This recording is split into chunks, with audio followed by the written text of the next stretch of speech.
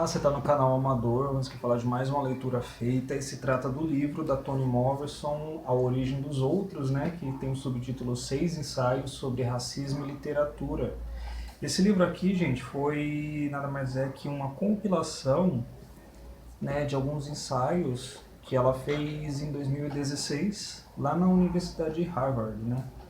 E nada mais é que, como o subtítulo já deixa bem explícito, né, como a literatura tem tratado da questão do racismo, numa questão de sustentação do próprio sistema racista, né, através do quê? Através de conceituação, através da linguagem, né, e principalmente na manutenção desse aqui, ó, da estrangeirização da questão da população negra ali dentro desses livros, né. Então, através desses 6 ensaios, ela vai ali pegar alguns livros bastante conhecidos, inclusive, da literatura americana, vai citar alguns autores, por exemplo, também europeus, para exemplificar o que ela se pretende, né? O que ela se debruça aqui. Então, só para deixar bem assim lúcido, dar uma pitadinha do que a gente pode encontrar aqui, os 6 capítulos são: romantizando a escravidão, ser ou tornar-se estrangeiro, o fetiche da cor, configurações de negritude, narrar o outro e o lar do estrangeiro. Então você vê que ela repete muito aqui a questão do estrangeiro, né? Ser ou tornar-se estrangeiro, né? O lar do estrangeiro, narrar o outro.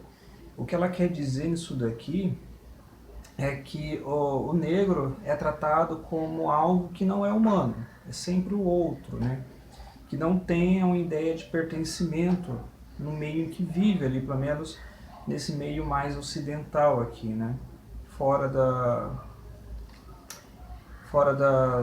África, né? Vamos dizer assim. E ela meio que reforça isso em cada capítulo, né?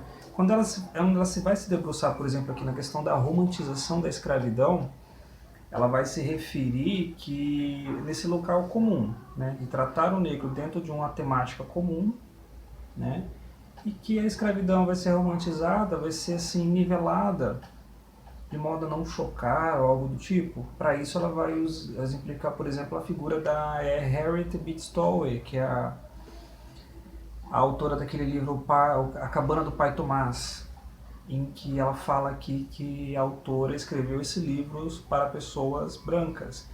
E na história também, né, é dito que esse livro teve grande influência naquele período escravagista dos Estados Unidos, influenciou muitas opiniões aí e tal, que levou à Guerra Civil e tal, aquela coisa toda. E aqui ela vai mostrar, vai colocar uns trechinhos em que ela quer dizer que quando ela fala que a Harriet escreveu esse livro para pessoas brancas, o que ela quer colocar aqui é mostrar assim, olha, os negros ali não são tão raivosos, tá vendo? Eles são passivos, são amorosos. Enfim, tem até um trecho aqui em que ela vai comentar sobre isso, né? Na página 36. Harriet Beecher Stowe não escreveu A Cabana do Pai Tomás para Tom, né, negro, tia Chloe, outra personagem negra, ou qualquer outra pessoa negra ler. Né? Seus leitores contemporâneos eram as pessoas brancas, aquelas que precisavam, queriam ou conseguiam apreciar a romantização. Então, de certa maneira, ela falou assim que a romantização da Harriet era por esse viés, né? Tratar ali o negro como uma pessoa passível, uma pessoa que não é revoltada e que muito disso era ocasionado pelo branco e tal. Gosto dela aqui na página 32, né, ó. Calma, ela diz, os escravos sabem se controlar. Não tenham medo, os negros só querem servir. Né? O instinto natural do escravo, sugere ela Harriet, né, é o da sutileza. Instinto esse que só é perturbado por brancos maus. Né? A sensação de medo e desprezo que os brancos podem ter e que incentiva a brutalidade é injustificada, ela sugere. Quase. No entanto, existem em A Cabana do Pai Tomás sinais de medo da própria Stowe. como uma proteção literária. E esse sinal de medo é o quê? Ela comenta que uma personagem branca vai visitar a cabana do pai Tom, e para mostrar que essa cabana não é um lugar ameaçador, né? Opa, tô entrando num lugar de escravos, eu sou um branco. Ela fala que ela vai ali fazer uma descrição bem mais amenizada, romantizando, para mostrar que sim, eles não são tão ferozes, tão ameaçadores, né, quanto se espera. E nesse mesmo capítulo ela vai comentar de um tal de um Thistle Wood, né, que ele é um cara que também tinha um diário, e nesse diário ele escrevia muito do seu dia a dia como, né, vamos dizer assim, não é capitão do mato, mas dono de fazenda. Então nesse diário ele colocava ali o que ele vivia, né?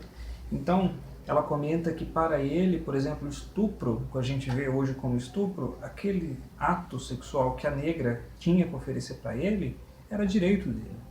Né? Por quê? Porque às vezes, aqui ó, ela comenta na página 29, a questão dele nascer num período em que ele não se questiona sobre se isso é errado ou não. Ele já nasceu já acontecendo isso. Então, para ele, sendo uma pessoa branca, não há essa ideia do que é certo e o que é errado. Tampouco se preocupa em entender se que é certo. Né? Na página 29, ela comenta sobre isso.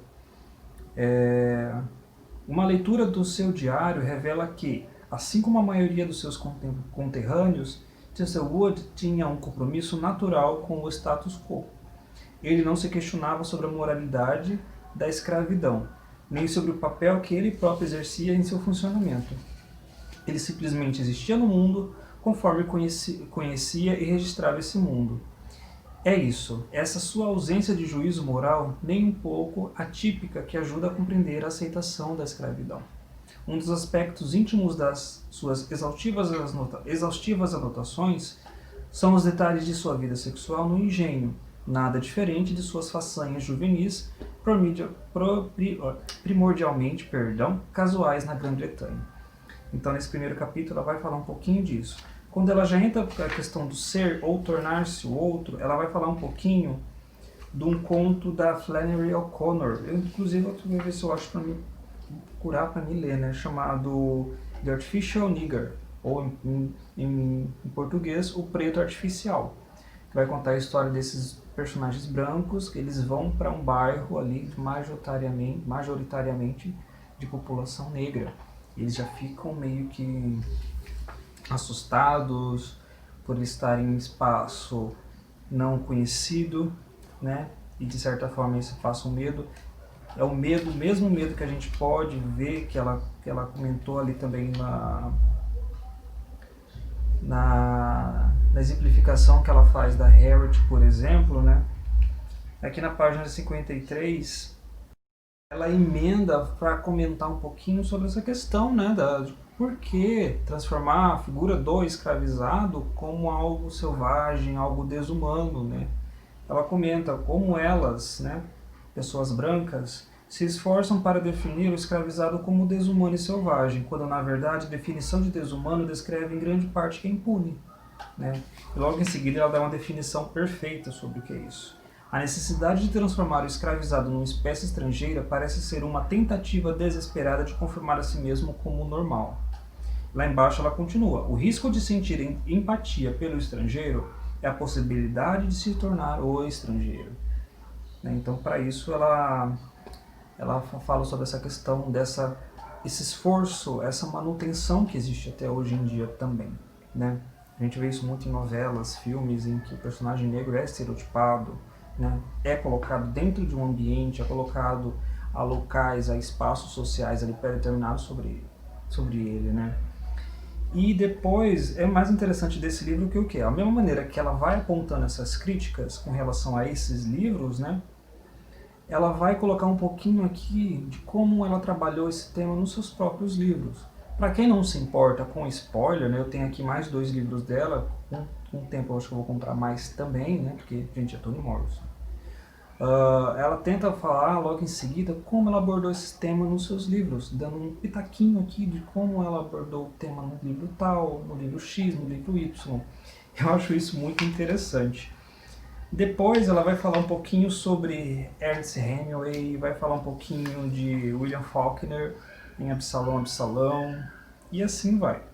Gente, esse aqui é um livro assim que não dá vontade de parar de ler, por quê? Porque ela, igual ela fala, a literatura, por ser esse reflexo, né, da sociedade, em que o autor vai condicionar um pouco do que ele observa, um pouco da sua opinião, dos seus pontos de vista ali, então essa tem esse caráter vivo, né, esse caráter orgânico, né, que toda vez que você pega para ler, você sim vai tirar um proveito muito bom. Isso aqui é um pouquinho do que eu posso comentar sobre esse livro, que tende sim a ser mais profundo, tende a trazer outras tantas reflexões, a maneira que você pega para ler. Por exemplo, hoje eu estou comentando isso, da mesma maneira que quando eu for pegar os romances da própria Toni para ler futuramente, eu vou pegar esse livro aqui com uma outra visão.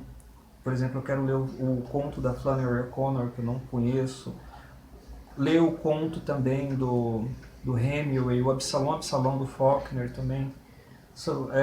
E automaticamente vou lembrar desses comentários da Toni, vou voltar esse livro também para ler. Então eu acho que isso é a graça da coisa.